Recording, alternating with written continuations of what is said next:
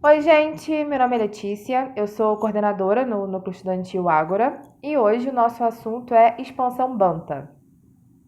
E para começar a falar sobre isso com vocês, durante as pesquisas eu vi que você tem essa nomenclatura, né, de expansão Banta, expansão Banto com U e expansão Banto com O. E aí, fazendo as pesquisas, eu vi que realmente existe essa diferença e não é tudo a mesma coisa. E quando você fala expansão Banta, você está mais se referindo à linguagem. E quando na verdade, você já se refere mais a uma questão de linguística, né? E quando você fala expansão Banto, a expressão Banto já está mais ligada ao povo Banto, né? Dentro da linguagem, é uma das palavras mais antigas. E eu vou usar a expansão Banto aqui o tempo todo com vocês, porque na bibliografia que eu separei, é assim que se refere, o próprio capítulo que eu usei é expansão Banto é o nome. Então a gente vai seguir dessa forma. É importante falar para vocês também que quando a gente fala de expansão Banta, a gente na verdade está trabalhando tanto com história, com antropologia e com linguística principalmente. Porque, vamos lá, o que é Banta? É um tronco linguístico onde dali existem vários lugares e vários povos diferentes que têm essa mesma origem, né, do proto-banto, é uma linguagem anterior, né, digamos assim. E aí, como que isso aconteceu? Primeiro a gente vai se situar, né? Essa expansão Bantu acontece na área da África subsaariana. Vai ter um mapa da África aqui. E aí vocês vão ver a separação que existe. Basicamente é a parte da África que é considerada como África Negra. A gente vai falar disso ao longo desse mês, porque a gente vai estar trabalhando sobre África o mês inteiro. Mas existe essa diferença, digamos assim, de leitura. E aí, essa parte subsaariana, eu não vou entrar muito nesse detalhe, porque a gente vai ter conteúdo sobre isso, mas existe essa separação da África, digamos assim. Existe também, e aí a gente, passando a falar mesmo da questão da expansão, existe alguns motivos pelos quais essa migração acontece, e também a gente tem como construir esse mundo de diferentes formas, tá? Primeiro, vamos especificar o que é cada coisa. O que a gente tem sobre essa expansão e sobre esses povos envolvidos vem da arqueologia. Então a gente tem bastante. Porque quando a gente fala de história antiga, ou quando a gente fala até de história antiga no geral, mas média também acontece, você tem bastante material arqueológico, é o que você tem para trabalhar enquanto historiador. Existe uma dificuldade real de fontes. Em relação à África, você também tem uma escassez de material. Então, não que não há coisas incríveis, produções incríveis ligadas à África, mas não são tão falados assim. A reconstituição que a gente faz desse povo é através, em parte, da língua e desses achados arqueológicos. E é através disso que a gente vai montando a história dessa expansão. E aí, falando propriamente da expansão. Vai ter outro mapa aqui para vocês, onde você tem os pontos onde essa expansão aconteceu. Acredita-se que vem perto do rio Níger e ela vai tanto. No mapa vocês vão conseguir ver melhor. Mas ela tem tanto uma rota de migração por onde hoje é a República do Congo, quanto ela tem mais para o sul da África, né? Mais para a parte de baixo. Mas, de qualquer maneira, ela passeia ali por toda aquela África subsaariana. A partir dessa questão da linguagem, a gente pode perceber que, por exemplo, existem muitas e muitas e muitas palavras em relação à pesca, em relação a coisas marítimas no geral. Mas você não tem tantas palavras assim para caça, por exemplo. O que nos faz pensar que era uma sociedade ligada muito mais à pesca do que à caça. A mesma coisa acontece em relação à metalurgia. A gente tem essas evidências de que o povo Banta dominava a metalurgia. Então você também tem, nesse vocabulário Banta, bastante formas de se referir ou palavras ligadas à metalurgia.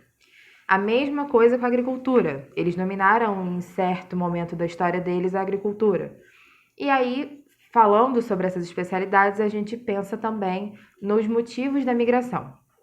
Por que, que eles ficam trocando de lugar? E por que, que eles se separam? Por que, que tudo isso acontece?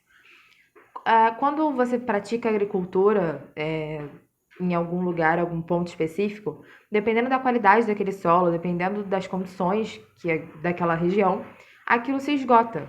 Então você tem que trocar de lugar. Só que, em algum momento, pode ter acontecido uma sedentarização por meio da agricultura. Se encontrou um lugar que eles puderam permanecer e uma parte segue e a outra fica. É uma possibilidade. Em relação à pesca, a mesma coisa. Pode ter acontecido uma escassez, eles tiveram que trocar de lugar. E assim esse povo vai se espalhando. Outra coisa também que a gente pode pensar a partir da linguagem, a partir do que a gente tem de material, é sobre como era o dia a dia dessas comunidades. E aí, em relação à religiosidade, você tem é uma questão mais orgânica. A religiosidade era justamente isso, é justamente isso, na verdade. É algo que está presente no cotidiano daquela população.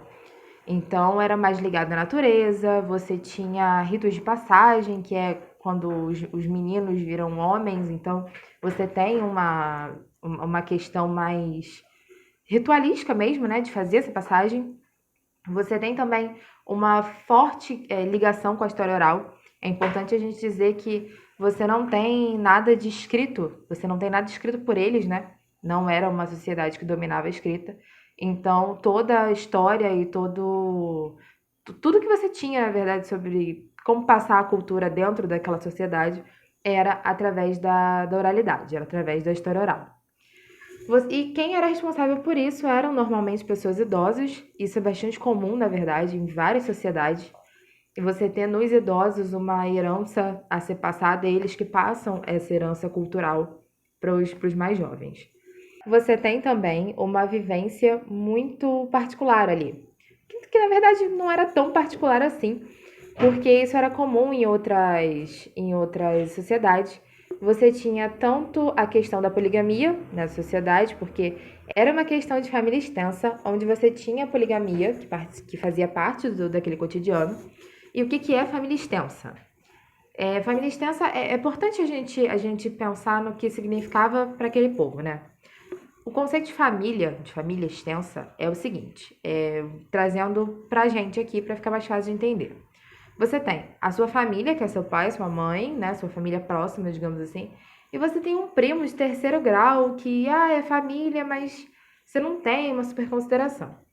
Quando a gente fala de família extensa, não é dessa forma. A sua família não é só as pessoas que são do seu sangue. Pelo menos não necessariamente. Viver em comunidade, aquelas pessoas que viviam naquela comunidade eram família. Então, a poligamia acabava fazendo com que esses laços se tornassem mais fortes, mas era basicamente isso. Você tem também, dentro dessas sociedades, figuras como os feiticeiros. Eles dominavam a natureza, digamos assim. Eles sabiam ler os sinais dos deuses. Tudo isso era ligado à natureza, propriamente dita. Então você não tinha uma igreja, você não tinha nada disso. Era realmente parte do seu cotidiano. A bibliografia que eu usei foi a Enxada e a Lança, do Alberto da Costa e Silva, que eu recomendo muito para quem quer estudar sobre o assunto, para quem quer se aprofundar. E outra coisa que ele diz também é que quando a gente faz essa análise através da linguagem, né, e acaba conversando com outras áreas que não a história, você tem, por exemplo, algumas palavras em que queriam dizer. Tem uma palavra específica que pra gente, que era carruagem, se não me engano, que era pra gente ter um significado completamente diferente do que tinha. Era um tipo de machado, de martelo, alguma coisa do gênero. Então, essas ramificações podem acontecer. Mas o que a gente tem de arqueologia e o que a gente tem dessa questão da linguística acaba se complementando. Então, a gente consegue ter uma noção do que era aquele dia a dia e do que era a vida daquelas pessoas. No mais, eu fico por aqui. Existem muitas nuances nesse assunto, mas o básico é isso. E se você quiser saber mais sobre mais assuntos diferentes, segue a gente no Facebook, que é Núcleo Estudantil Ágora. No Instagram a mesma coisa, é @núcleo.ágora. E a gente também tem um podcast, o Atemporalizado Podcast, que tá no Instagram. Eu fico por aqui, acompanha o resto da página, vai no Facebook, curte a gente, se inscreve no canal. E é isso, gente.